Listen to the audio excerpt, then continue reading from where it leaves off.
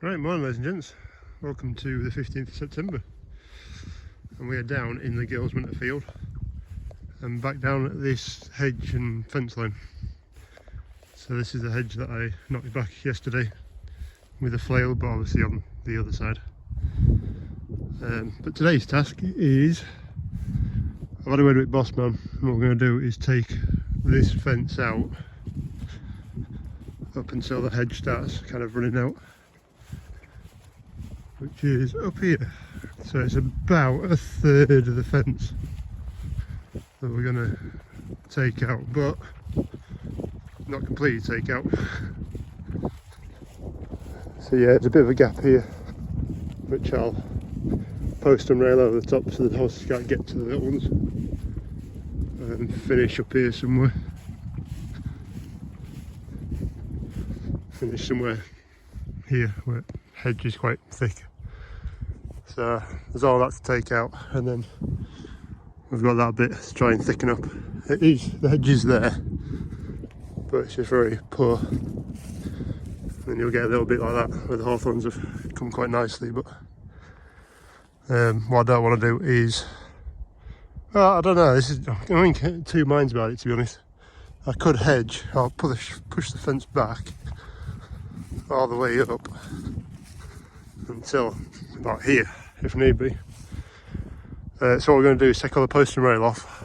I've got some round posts in the back of the trailer, and I'm going to push the fence back to that hedge line. So somewhere in here there's going to be a dog leg, there's going to be a 90-degree back to the hedge and then turn, and I'll probably rail that across. Right, so I'm about an hour in now. Blocks are all off. The wooden pegs that were stuck through on the back of the posts are on the back of there. First rail is off on the back of there and nails out of it. I'm just trying to decide now what to do next.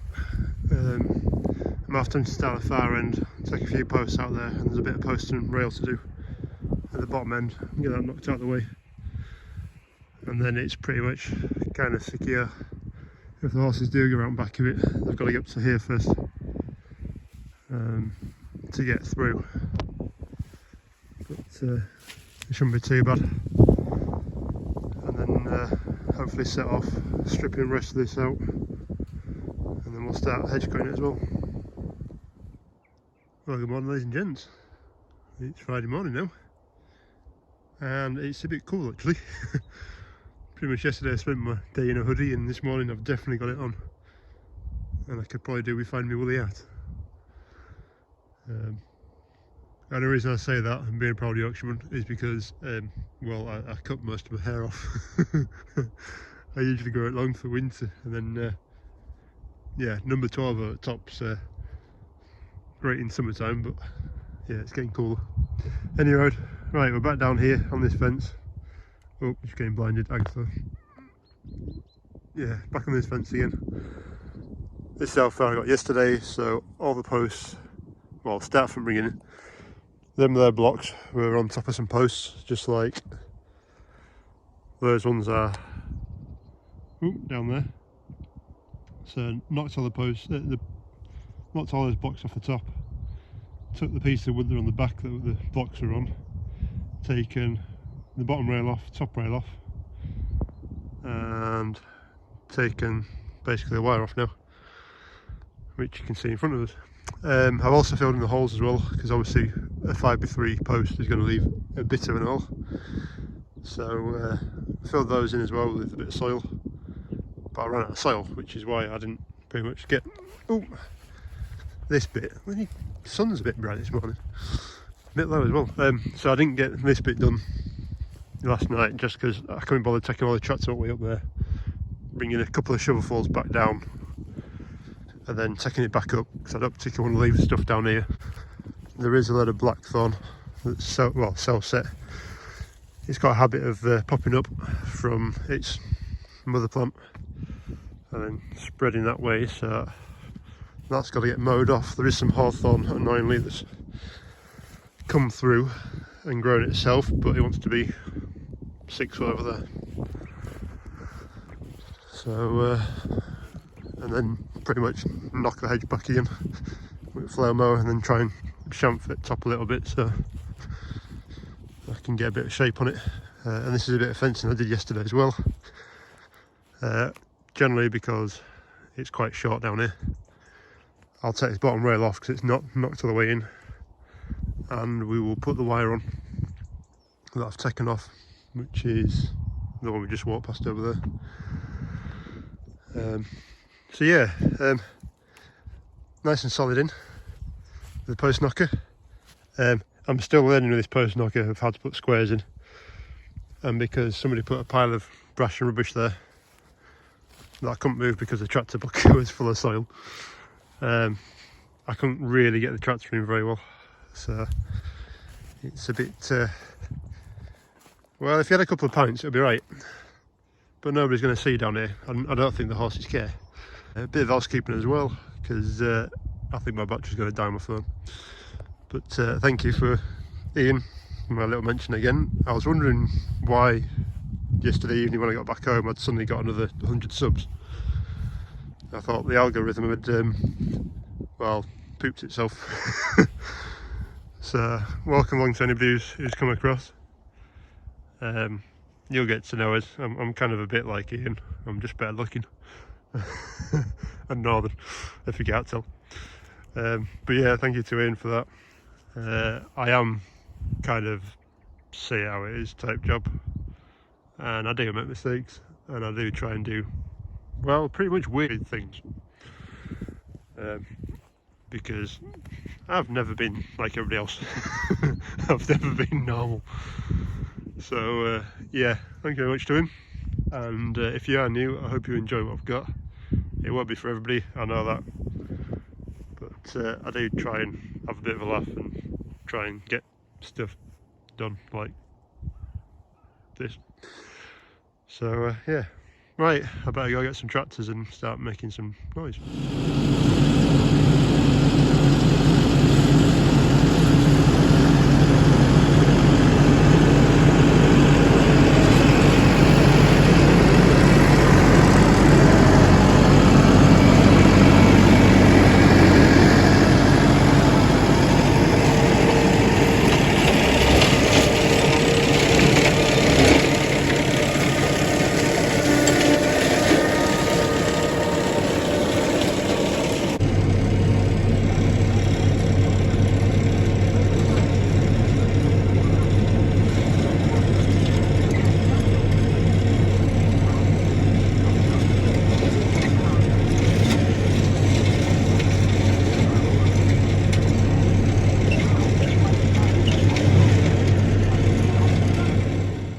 Right, it's probably, what, 20 minutes?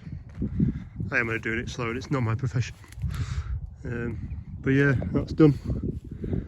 Knocked to your back and cut through some pretty big stuff on the floor here as well. There's a couple of stumps. And that's the size of my thumb. Gone pretty low. The only thing with an offset one is she sticks out a bit further on one side of the tracks than the other, so you can't run across it the opposite way, if you know what I mean.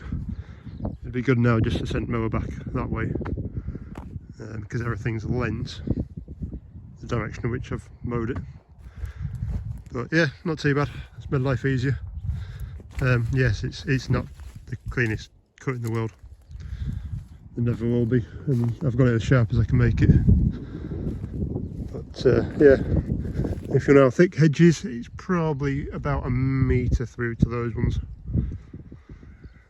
This one's double planted, so you can see there was 1 plant planted, 2 plants, 3 plants, 4 plants, like that all the way through. And all these, I'll show you this one actually, all these little suckers that have come off it, which are fine, they'll grow out in the bottom.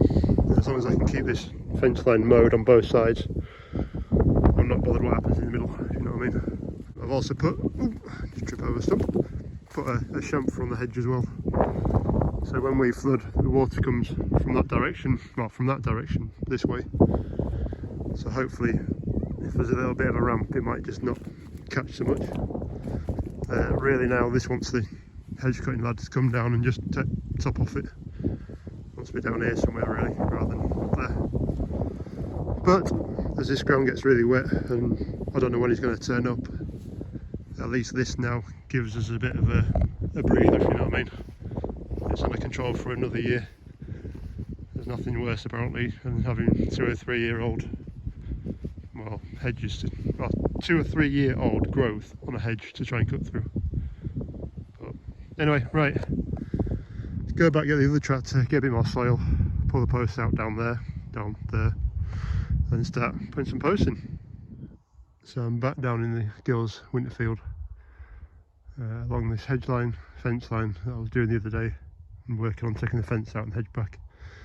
My battery died on my phone, so I couldn't show the end result. So pretty much this was kind of the setup where you had fence, a load of junk, and then the hedge. And then this is what we've got left. So obviously mowed everything off, pulled the old fence out and put the fence back to the hedge. Yes, the fence isn't particularly straight, it's a bit donkey down leg, but